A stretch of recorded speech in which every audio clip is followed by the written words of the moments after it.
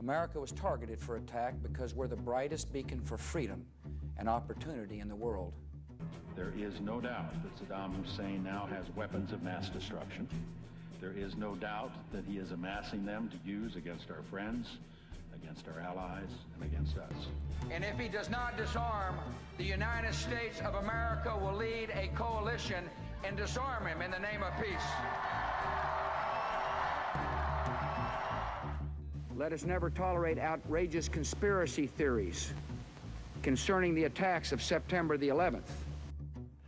On the 9/11 event, you have to make a distinction, crucial distinction between two things. The earlier question, at least as I understood it, was whether the Bush administration was involved in planning it. For that, I think it's outlandish. That the Bush administration gained from it, although true, that doesn't seem to me to tell you anything. It just says they're just one of the power systems in the world, so they gained from it. Did they plan it in any way or know anything about it? This seems to me extremely unlikely. I mean, for one thing, they would have been insane to try anything like that.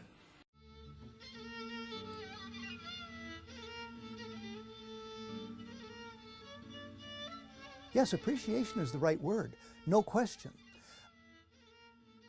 I can't remember when I first encountered Chomsky. It was in the 70s at some point. And as I say in my book, I have 16 Chomsky books. I just counted them. And so as soon as I heard about, got the drift, got the DNA about Chomsky, I thought, oh boy, this guy is saying very important things that, that no one else is saying as well. And he's a full-fledged academic and so forth.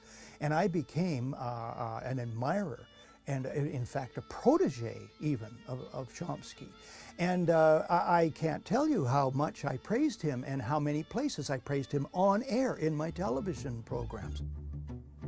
This relates to the war on terror. I remember the people who are now in Washington, most of them, also were in leadership positions in the Reagan administration, which came into office in 1981, declaring that a war on terror would be the centerpiece of U.S. foreign policy. I praised him when I taught university for 7 years. I praised him in the classroom. I encouraged people to buy his books. I helped out making manufacturing consent. I'm on the credits there. I didn't help much, but enough to get on the credits. I saw early rushes of manufacturing consent that Mark Akbar sent me, and I made comments and sent them in and so forth. I think it's a brilliant movie.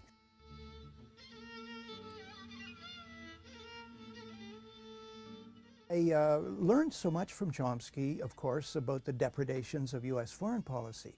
So up until very recently, I was a fan, a protege, a booster of Chomsky. I admired Chomsky and benefited from the body of his work. None of that is in the least bit changed by the fact that I began to wonder, as so many people have, why in the world would he accept that Lee Harvey Oswald was the lone gunman who killed JFK? Now, this was a very, very, very important event in American and world history. I mean, it just doesn't make it. I mean, even if we're true, which is extremely unlikely, who cares? I mean, even if we're true, which is extremely unlikely, who cares? You know?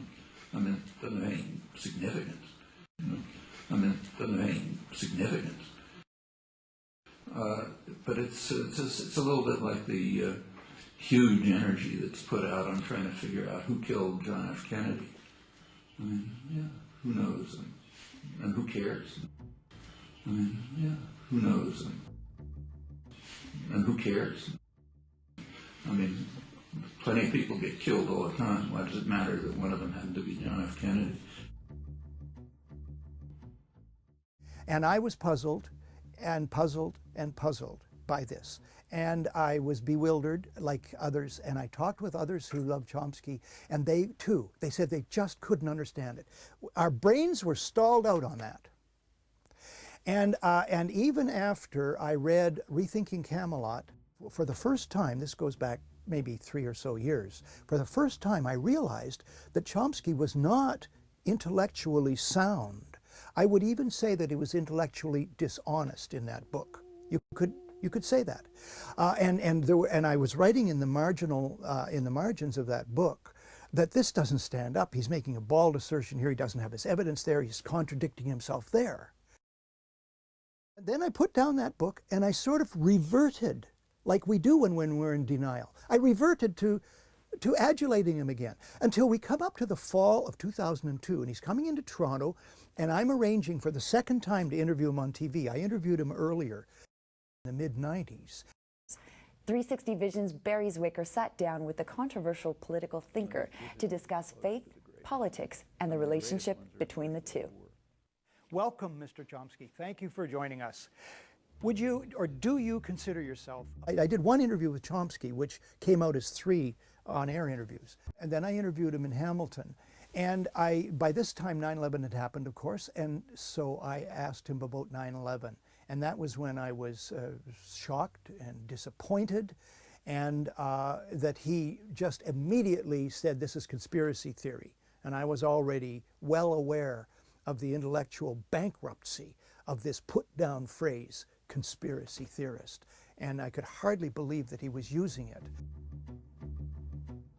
Chomsky said to me, look, this is just conspiracy theory, what you're saying. I gave him the question about 9/11, very logical and brief on a piece of paper so he could read it.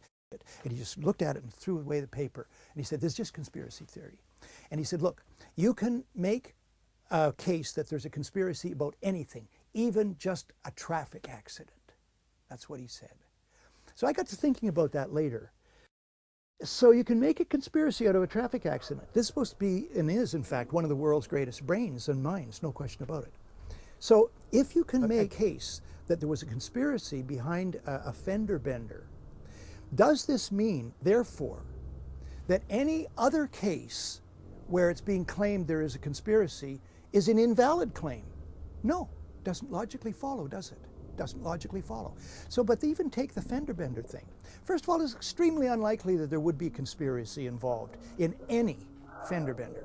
But supposing you took an actual fender bender, you looked into it, you found out that one of the drivers caused the accident in an insurance fraud thing. Okay, now you found one. You found a conspiracy behind this accident. Does that mean that all other accidents are conspiracies also? No, that doesn't follow either. If you chase this down logically, it was a bizarre non sequitur. September 11th had complicated effects in the country. What you read in the newspapers and the journals is the effect as filtered through a particular perspective, those of intellectual opinion. But among the general public, I don't think that was true. In fact, there was a substantial upsurge in concern and interest and engagement, huge mobs all over the place. I mean, you couldn't talk about topics like this to big audiences before. He engages in bizarre non sequiturs all the time. This is a technique, he uses it. In another case, he said, oh, it's just a conspiracy theory. If you follow that through, you could say that everybody in the White House is insane.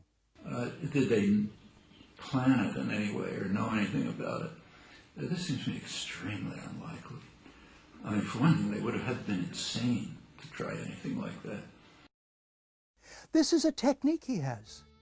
I'll take for granted here that the perpetrators were the al-Qaeda network and Osama bin Laden. There was a prima facie case supporting that at the outset, and it remains about as it was. No further evidence has come along. Which is kind of remarkable, since this has surely been the most intense investigation on the part of the world's intelligence agencies in history. But these are hard things to figure out. And the fact that they don't have much or any evidence is perhaps not too surprising. No further evidence has come along, which is kind of remarkable, since this has surely been the most intense investigation on the part of the world's intelligence agencies in history. But these are hard things to figure out. This is a technique he has. It's actually one of his techniques, which is intellectually irresponsible, to say the least.